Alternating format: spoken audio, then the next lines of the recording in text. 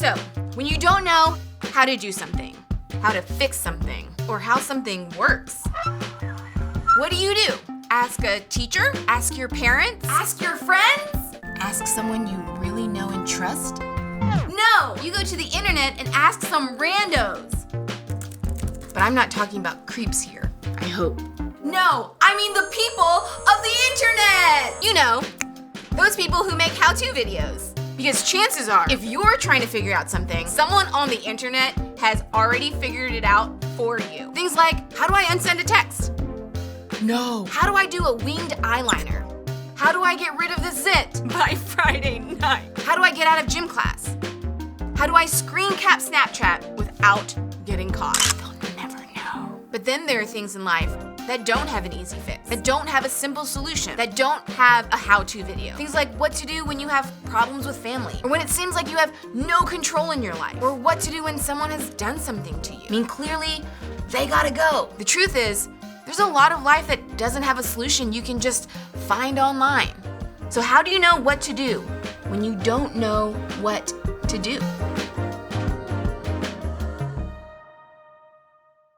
Hello, New Garden students, and welcome back to our teaching video for this week. I hope you're having a great day, and thanks for tuning in.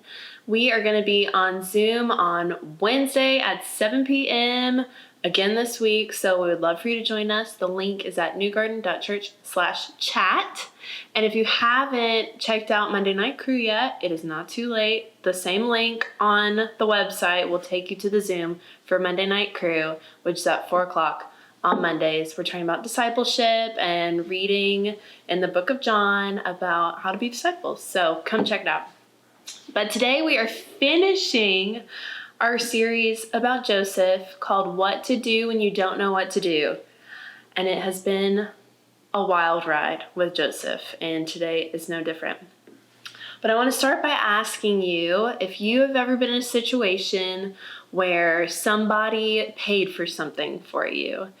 I can remember a lot of times in high school where I was trying to buy a drink at Sonic or something from Waffle House, and I checked my bank account and there's like $2 in there, and you just sometimes can't cover what you already ordered.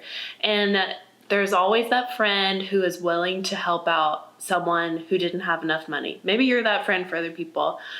But it always feels so good when they cover it and they're like, don't worry about paying me back.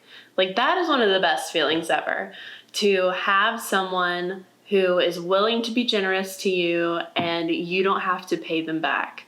Obviously, it's always good to offer to pay the person back, but it's so generous and nice when people say, no need to be paid back. And that is great and pretty simple when it comes to like borrowing small amounts of money, but it gets a little sticky when it is in other areas of our lives. And we have this idea of payback, right? When we get hurt in situations. Like maybe your sister stole something out of your room, and so you're going to get payback and steal something out of her room. Or maybe somebody said something mean behind your back about you, and so you're going to get payback on them and say something worse about them. And it seems like we tend to want payback on people that we're closest to. It doesn't really matter what like a friend of a friend said about so-and-so, right? It's usually either your best friend or your brother and sister or your boyfriend or girlfriend or somebody who you feel like has wronged you and you want revenge. And we do that in a lot of different ways. Sometimes in like a public situation. Maybe you post something or you're talking about them and you know it's going to get back to them in a pretty obvious way. Sometimes it's more passive, and maybe you post something but it's like kind of vague and it could be about them, but they might not notice. But if anyone sees it and they know it's about them, they'll send it to them and it'll get back to them.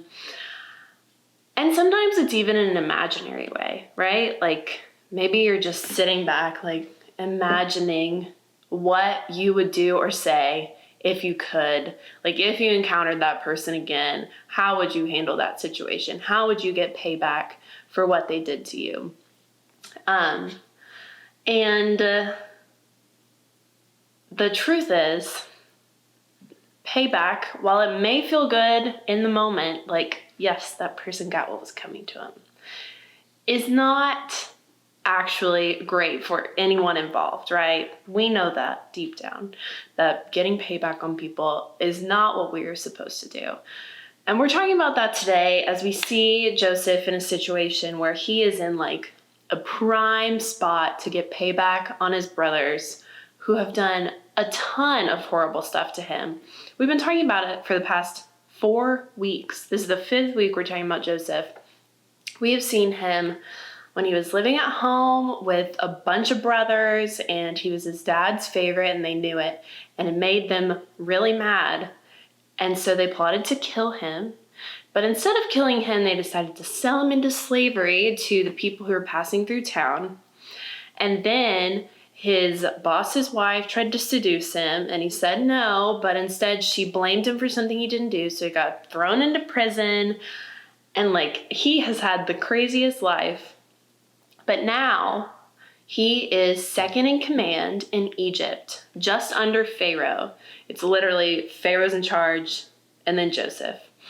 And he is in a situation where there's a famine happening in his home country, and his dad is sending his brothers to Egypt to look for food. Like, their country is out of food. They need food. They're going hungry. And the dad, Jacob, is like, y'all go to Egypt, see if you can get anything, and then like bring it back for our family. Makes sense. And they have all assumed by now that Joseph is dead. It's been a long time. They haven't seen him in a long time. So his brothers are coming to Egypt, where Joseph is second in command. That is the scene that has been set. And we're picking up in Genesis 45 at the beginning of the chapter. Then Joseph could no longer control himself before all his attendants, and he cried out, "Have everyone leave my presence." So there was no one with Joseph, and he made himself known to his brothers. And he wept so loudly that the Egyptians heard him, and Pharaoh's household heard about it. Joseph said to his brothers, "I am Joseph. Is my father still living?" But his brothers were not able to answer him because they were terrified at his presence. So they have come to ask, like, one of the greatest leaders of Egypt if they can have some food to take back to their home country, right? And they didn't recognize Joseph. You can like imagine he was probably in like royal Egyptian garb. And it's been years and years since they've seen him anyway, and they don't recognize their brother. And he recognizes them, and he knows what's going on. So like, he's like sitting there waiting for them to stop like talking, making their requests. And he's like, "I can't take it anymore. I need everyone to leave because I've got to talk to my brothers. I've got to tell them what's going on." And they're terrified because they realize that they are in the presence of their brother, who they have so betrayed and mistreated, and they haven't seen him in so long. They're scared. Like, this is a very tense moment. This is a movie scene. And it is the perfect setup for Joseph to get payback, right? Literally, like, now he's in a position of power, and his brothers are looking to him for help and saying, like, "Please, can we have some food from Egypt? We're hungry, our family is starving, our country is out of food, please help us." Joseph literally could have been like, "No, I'm not giving you food. You're gonna go to prison," or have them killed. Like, there are a lot of things that were within his power in this moment to give them kind of a taste of their own medicine, of the way that they treated him, and maybe even a little bit worse, right? And I want to ask you, what would you do in this situation? If you were in Joseph's shoes, how would you respond to your brothers who are now coming to you for help after all these years, after treating you the way that they have? What would you say? Let's look at what Joseph says. He says, I am your brother, Joseph, the one you sold into Egypt. And now do not be distressed and do not be angry with yourselves for selling me here, because it was to save lives that God sent me ahead of you. For 2 years now there has been famine in the land, and for the next 5 years there will be no plowing and reaping. But God sent me ahead of you to preserve for you a remnant on earth and to save your lives by a great deliverance. Wow. Is that what you expected for Joseph to say? Because that is a very mature response given this situation. He could have said any number of things, but he said, don't be distressed. Don't be angry with yourselves for putting me in this position, for selling me into slavery when you did. Because I have seen purpose in my life after the fact. And the only thing we can attribute all of this to is the forgiveness that Joseph has come to terms with since his brothers betrayed him. He, in this moment, is acknowledging the wrong that they have done to him, acknowledging his hurt, but not creating more hurt out of that, which I think is our tendency to do when we're so tempted to get payback for people. We want them to feel as bad as we felt, or maybe even a little bit worse, right? We want them to know what it was like to go through what they put us through. But in this moment, he's saying, I acknowledge the situation, and I'm not going to create more hurt for anybody because of it. Because that's not going to be productive. That's not going to have purpose. That's not going to be helpful in this moment. And we can see the evidence that Joseph has done the hard work of forgiveness and of letting God heal the wounds that have happened because of everything he's gone through in his life. And so he goes on, and in verse 15 it says, and he kissed all his brothers and wept over them. Afterward, his brothers talked with him. So we see in this that their relationships were reconciled. And if I had asked you on week 1 of this series if you thought these brothers would ever be friends again, it wasn't looking good, right? They wanted to kill him and decided instead to sell him into slavery, which changed his entire life and made a big rift in their relationships. But because of forgiveness and because of Joseph allowing God to work in his heart, their relationships are being reconciled. And instead of pursuing payback, he's pursuing peace in this situation. And that's our bottom line this week, that when you don't know what to do, pursue peace instead of payback. And that can look a few different ways, right? What does it mean to pursue peace?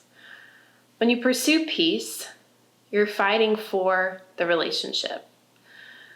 We can fight for a lot of things, right? We can fight with our words. We can fight to win. We can fight to make a point. But when we're fighting to pursue peace, it is for the relationship.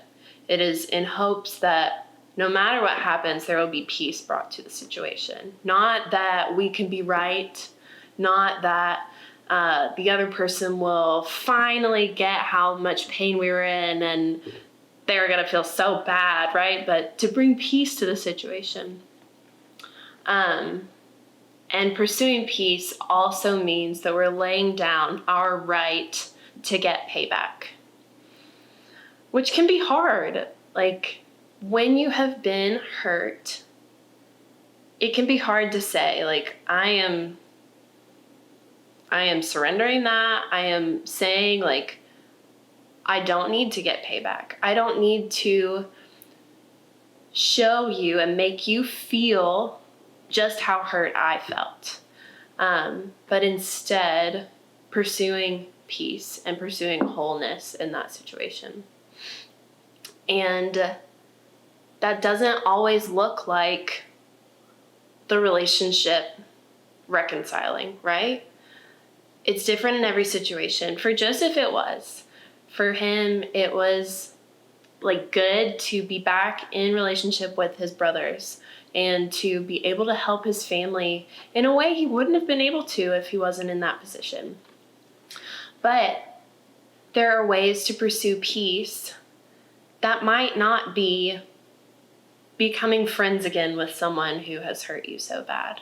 It can still include forgiveness, but sometimes relationships are better off separate, right? And it looks different in everyone's lives. And so I want us all to be thinking about how we personally can pursue peace instead of payback. When we don't know what to do, to pursue peace instead of payback. So I want you to be thinking about your own life, your own situations and relationships, and ways that maybe you feel like you've been wronged or hurt, and the ways that you're responding to that. And allowing God to heal our hearts, to work toward forgiveness, and to pursue peace instead of payback. So that is what we will be discussing on Wednesday on Zoom at 7 o'clock. I hope that you will come and join us and talk about how we can pursue peace instead of payback together. So, see you there.